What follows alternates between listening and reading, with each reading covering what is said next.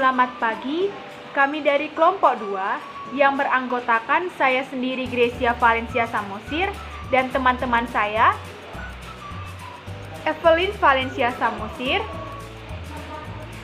Esther Nanda Siregar, Karisma Eka Sinulingga, Elvi Nurita Sibagariang, Jen Margareta Sinuhaji, Juni Lasmaria Sartina Sitorus, Fadila Nurzakia, Indah Priscila Nababan, Kofifa Nurrahman Nasution, Irawati Pane akan mempresentasekan mengenai komunikasi dengan teman sejawat. Berikut hasil wawancara kami dengan bidan.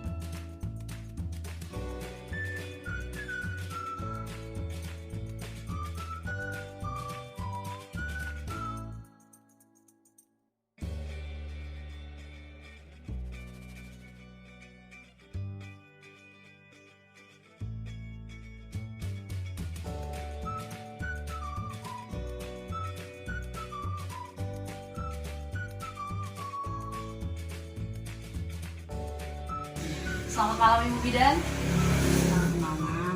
Maaf mengganggu waktunya Bu. Saya Karisma Eka Sinulingga dari Prodi D3 Kebidanan Poltekkes Kemenkes Medan. Izin meminta waktu Ibu sebentar untuk mewawancarai mengenai komunikasi horizontal.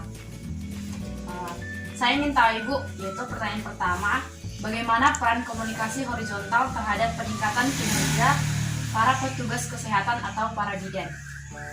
Apa tadi coba sekali? Peran komunikasi horizontal terhadap peningkatan kinerja para petugas kesehatan atau para bidan. Peran horizontal sesama bidan untuk kesehatan masyarakat adalah adanya lebih terjaminnya kerjasama untuk kesehatan masyarakat. Contohnya pada saat misalkan menolong persalinan, apabila komunikasi kita horizontal itu maksudnya kan sesama bidan, maka kita bisa saling melengkapi pada saat menolong persalinan. Misalkan satu teman kita membersihkan bayi, satu lagi dalam proses kelahiran plasenta, seperti itu kira-kira.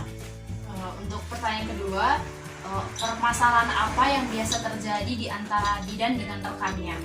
Biasanya itu permasalahan yang biasanya terjadi di lapangan itu biasanya itu masalah pasien, sering kemungkinan ya, yang menurut pengalaman saya. Misalkan pasien si A sering periksa ke sini, lahir ke sana. Itu kan semuanya kan tergantung kepercayaan masyarakat sebenarnya, tapi itulah yang terjadi. Terus satu ya, misalkan masalah material juga ada ya, misalkan di bidan si A lebih murah, di bidan si B lebih mahal, seperti itu kira-kira. Bagaimana pemecahan masalahnya Ibu Bidan? Ya pemecahan masalahnya ya kita bicara baik-baik saja seperti itu ya, kita harus terima rezeki kita masing-masing ya, mungkin itu yang dikasih sama kita ya ada yang kita terima, terus kita itu ya lebih mendekatkan diri lah sama masyarakat supaya masyarakat itu lebih percaya sama kita, supaya pasien kita lebih banyak seperti itu. Untuk pertanyaan keempat, bagaimana cara menciptakan hubungan yang baik antara rekan dengan bidan? Ya kalau menurut pengalaman saya ya saling ngerti aja lah, misalkan ya baik dari segi materi ya harus saling ngerti aja ya. Contohnya kalau pasien si A ada pasiennya, kita sama menolong, pasien si B juga sama ya. Masalah materi ya itu ya harus ada konfirmasi dulu sebelumnya, misalkan ada lahiran ya sekian ya, itu harus seperti itu. Terus kalau kita ada kerjasama ya otomatis kan bayi itu pun sehat sama ibunya gitu ya. Kita sebagai bidan ya lebih mengutamakan kesehatan dulu kan, sehat dulu bayinya ya, baru semuanya pun terjamin kan gitu. Apalagi kira-kira Untuk pertanyaan kelima, apa yang akan terjadi jika bidan tidak menjalankan kode etik bidan terkait kewajiban bidan terhadap rekan sejawat dan tenaga kesehatan? Ya mungkin yang akan terjadi ya bidan tersebut tidak istilahnya tidak dipandang masyarakat bagus, terus pada saat ya istilahnya kalau sama sesama teman juga kurang dihargai seperti itu. Terus pasiennya juga tidak ada barangkali kalau memang kalau misalkan bidannya tidak bisa kerja sama bidannya gitu loh. Berarti jika seorang bidan itu tidak menjalankan kode etik secara baik, itu berdampak kepada bidan itu sendiri, kepada rekan, dan juga kepada ibu-ibu yang akan ditolongnya. Begitu maksud Ibu Bidan? Ya otomatis seperti itu. Misalkan kalau misalkan seorang bidan itu tidak menjaga kode etiknya ya gimana masyarakat percaya sama dia. Itu contohnya. Satu lagi, misalkan bidan nih mengobati pasien, kan kode etik kita itu kan harus ada pertama kan salam, sentuh, senyum kan. Apabila pasien datang kalau muka kita cemberut ya gimana pasien kita mau sembuh. Itu contoh yang paling bermakna sama masyarakat.